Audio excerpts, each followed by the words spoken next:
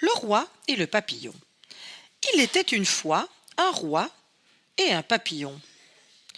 Si j'allais à la chasse aux papillons, pense le roi, et il prend son filet à papillon.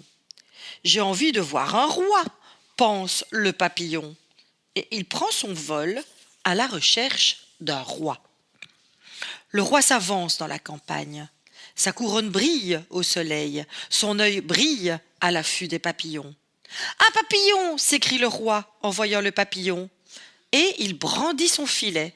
« Un roi !» s'écrie le papillon en voyant briller la couronne, et rapide comme l'éclair, il se pose sur la couronne. « Mais où est donc passé le papillon ?» s'écrie le roi, qui ne le voit ni ne le sent. « Mais où est donc passé le roi ?» s'écrie le papillon, à qui les longs cheveux du roi cachent la personne du roi, comme l'arbre cache la forêt. « Je suis là, dit le papillon en entendant la question du roi. « Je suis là, dit le roi en entendant la question du papillon. « Où là ?» demande le roi. « Où là ?» demande le papillon. « Sur ta couronne, dit l'un. « Sous la couronne, dit l'autre. » Le papillon essaie de soulever la couronne pour voir le roi qui est au-dessous. Mais il n'y arrive pas, parce que la couronne est trop lourde, et aussi parce qu'il est assis dessus.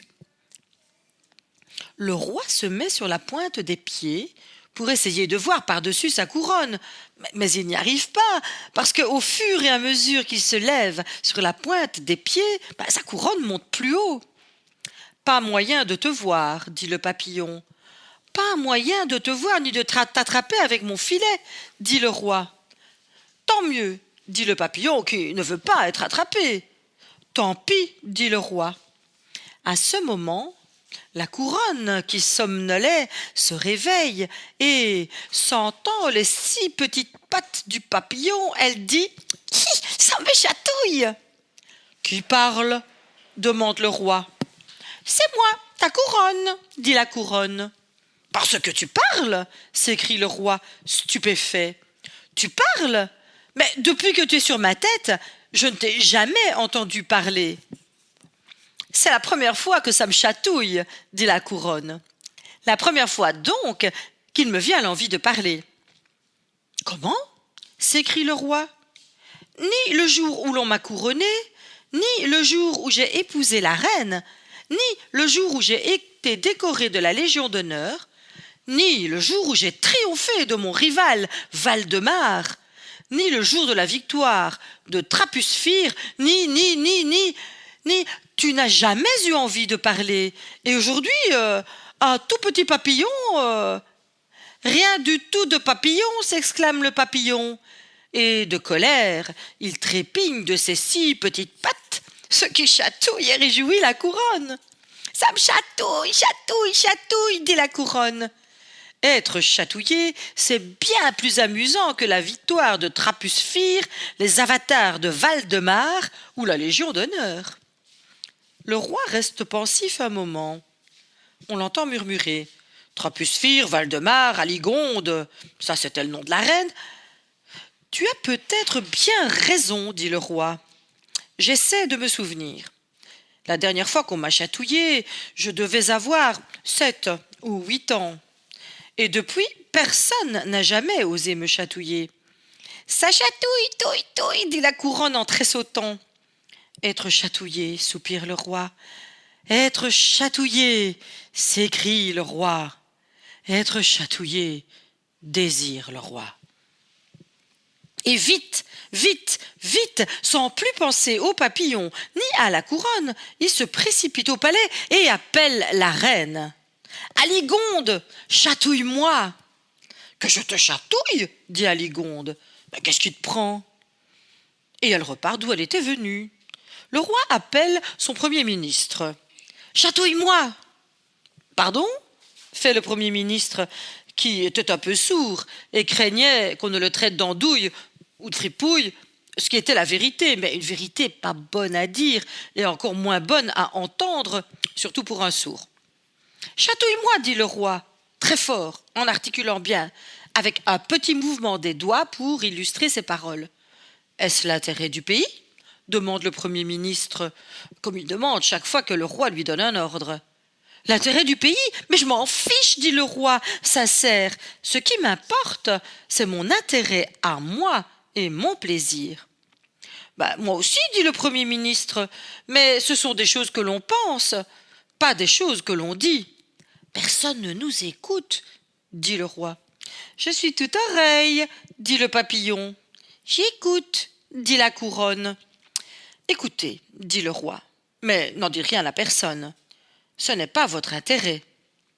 Hélas, le Premier ministre avait appris l'arithmétique et la politique, l'élégance et la stratégie, la diplomatie et la duplicité, mais depuis qu'il n'avait été ni chatouillé ni chatouilleur, et cela remontait à sa plus tendre enfance, il ne savait comment faire pour chatouiller le roi. Et si même il avait su, est-ce qu'il aurait osé? Frustré de chatouille, le roi est allé se coucher. Mais en rêve, il a eu plus de chatouilles qu'il n'en pouvait supporter. Ah, si tu l'avais vu se trémousser, se tortiller, se bidonner! Au réveil, radieux, il a nommé un ministre du chatouillage, le sommant de créer immédiatement un institut supérieur pour la formation accélérée de chatouilleurs. Pierre le paresseux est le roi des trolls, adapté du folklore norvégien à partir de 5 ans, 12 minutes. Pierre le paresseux portait bien son nom. Il ne pensait qu'à vagabonder dans la montagne, à dormir au bord des torrents ou à boire à l'auberge avec des chenapans de son espèce. Et depuis la mort de son père, sa pauvre mère s'épuisait à travailler seule dans les champs. Dès que Pierre rentrait à la maison, elle essayait de lui faire entendre raison. « Tu ne pourras pas vagabonder toute ta vie, lui disait-elle. Il est temps que tu te maries et que tu travailles. Répare au moins le toit de la maison, il va bientôt me tomber sur la tête. » « Je ne suis pas fait pour être paysan ou charpentier, répondait Pierre. Un jour, j'épouserai une princesse, et je vivrai dans un beau château, et j'aurai des tas de serviteurs. Alors, la pauvre femme haussait les épaules et se taisait. Un soir, Pierre décida d'aller au bal, mais il ne prit pas la peine de se laver ni de changer de vêtements. Quand les jeunes filles le virent arriver, crasseux, mal peigné et les vêtements crottés, aucune d'elles ne voulut danser avec lui. Il resta donc tout seul et se mit à bouder dans un coin. Tout à coup, il vit entrer la jolie Suéva et ses parents. Aussitôt, il bondit devant elle, l'invita et sans même attendre sa réponse, il l'entraîna au milieu des danseurs. Suéva était si douce et si gentille qu'elle ne se fâcha pas de ses vilaines manières. Il faut dire aussi que Pierre était plutôt joli garçon. Mais la mère de Suéva connaissait sa réputation de paresseux et fut très fâchée de voir sa fille danser avec lui. Elle lui fit signe de revenir auprès d'elle. « Pierre, laisse-moi, ma mère m'appelle, dit Suéva à l'oreille de son cavalier. Pour toute réponse, il la serra plus fort. Elle insista. « Je t'en prie, ne me retiens pas. Si, moi, je veux danser avec toi. » Tout le monde riait de les voir se disputer. Elle parvint enfin à se dégager et s'en alla en pleurant.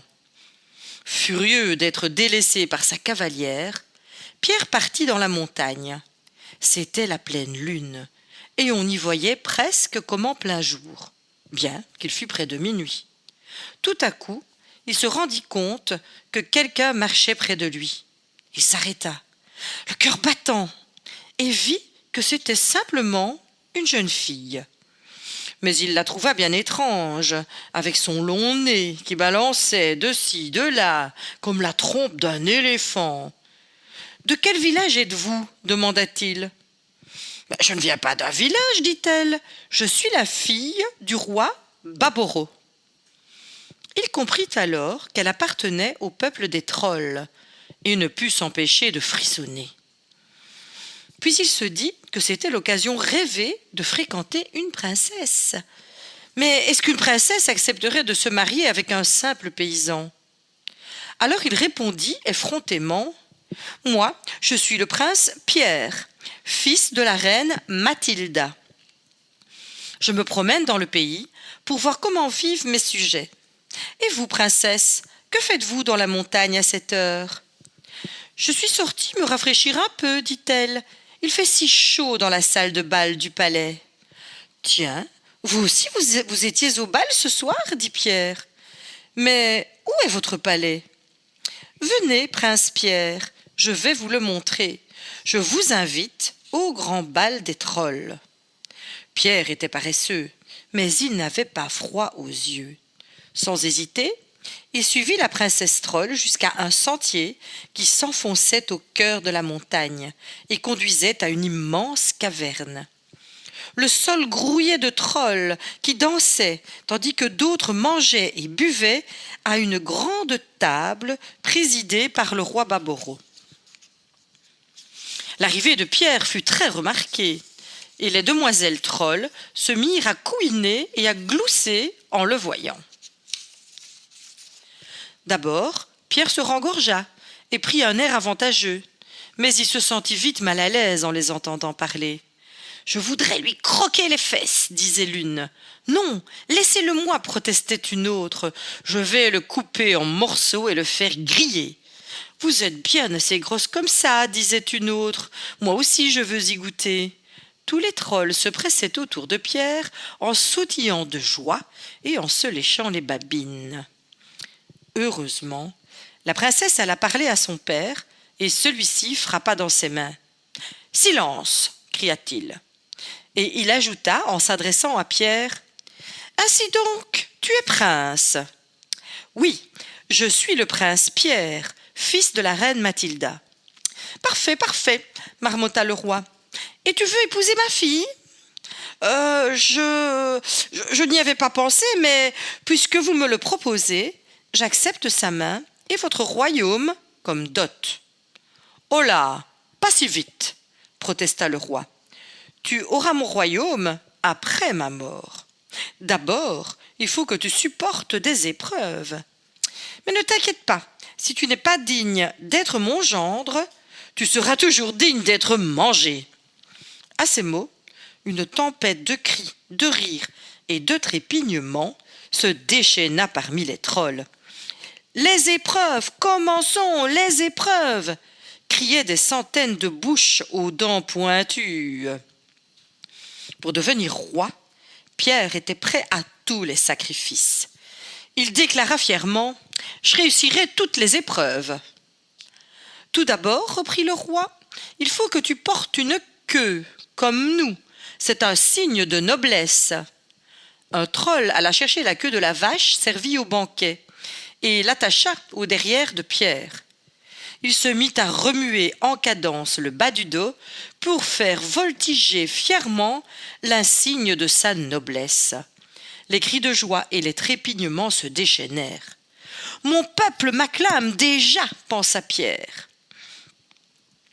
Maintenant, reprit le roi, quand le silence se fut rétabli, tu vas manger et boire avec moi. » Deux trolls apportèrent des plats et des coupes. Le roi se pencha pour humer d'un air gourmand l'odeur de pourriture et d'excréments qui s'en dégageait. Il tendit une coupe à Pierre en disant: « Ce sont des spécialités de mon royaume, de ton futur royaume. » Mais l'odeur était si repoussante que Pierre refusa énergiquement. Aussitôt les trolls se rapprochèrent. En voyant les babines retroussées sur les dents pointues, Pierre s'empara de la coupe, se pinça le nez et avala le liquide sans respirer. Alors les trolls l'acclamèrent. « Hurrah! Vive le prince Pierre !» Et dans le tintamarre, personne ne prit garde que Pierre se retournait pour vomir ce qu'il venait d'avaler. « Parfait, dit le roi. Continue à te régaler pendant le spectacle. » Les trolls se massèrent sur les côtés de la caverne, tandis que des musiciens et des danseuses prenaient place au centre. Imaginez 30 chats, la queue pincée dans des pièges à souris, et vous aurez une idée de la musique. Imaginez 3 éléphants qui sautillent et 10 cochons qui se tortillent, vous aurez une idée des danseuses. Les trolls poussaient des soupirs et s'essuyaient les yeux, car ils étaient très émus par le spectacle. Mais Pierre se tordait de rire. Quand le roi s'en aperçut, il frémit d'indignation. En frappant dans les mains, il arrêta le spectacle, se leva, et s'adressant à Pierre, il dit d'un air solennel « Je vois que malheureusement, tu n'es pas sensible à la musique et à la danse, pas plus qu'aux fines nourritures. Hélas, à quoi te servent tes yeux, tes oreilles et ta langue? Heureusement, j'ai pour toi beaucoup d'affection, et je vais te le prouver. Je vais t'arracher les yeux et la langue. Ainsi, tu pourras demeurer parmi nous sans problème. » Pierre se leva à son tour épouvanté et commença à reculer vers la sortie. Il cria au roi « Mais arrêtez! Je ne veux pas être aveugle et muet, je ne veux pas rester avec vous. D'ailleurs, je ne suis pas prince. J'ai menti, j'ai tout inventé. » Les trolls se rapprochaient dangereusement. Alors, il se mit à courir vers la sortie de toutes ses forces. La horde des trolls se jeta sur ses traces en hurlant. La tête en feu, la poitrine prête à éclater, Pierre courait le long du chemin qui montait vers la sortie. Enfin, il aperçut au loin une lueur, la liberté, la vie. Mais déjà les trolls s'accrochaient à ses vêtements et commençaient à les déchirer à coups de griffes et de dents. À quelques pas de la sortie, il s'effondra, épuisé, et la meute hurlante le recouvrit. Cette fois, tout est perdu, pensa Pierre.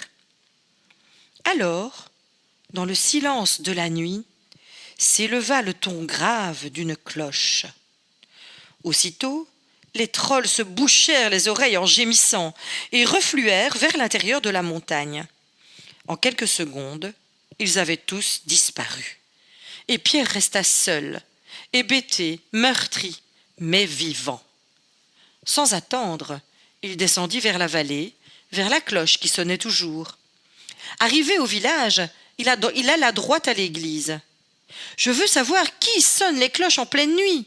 Il ne l'a sans doute pas fait exprès, mais il m'a sauvé la vie. » Dès qu'il entra dans l'église, le sonneur de cloches se jeta dans ses bras. C'était Suéva. Elle lui dit « Je t'ai vu partir dans la montagne. Alors j'ai attendu. Comme tu ne revenais pas, j'ai pensé au troll. J'ai eu peur pour toi, et j'ai sonné les cloches pour les effrayer. »« Et tu as parfaitement réussi, répondit Pierre. Si tu savais comme j'ai eu peur. Je crois que ça m'a guéri de l'envie de vagabonder dans la montagne. Figure-toi que j'ai failli devenir le prince des trolls. Mais à partir d'aujourd'hui, je n'aurai pas d'autre princesse que toi. » Quelques jours plus tard, Pierre épousa Suéva. Pour qu'elle vienne habiter chez lui, il répara le toit de la maison et se mit à travailler dur. Il resta toute sa vie un simple paysan, mais cela ne l'empêcha pas d'être heureux comme un roi.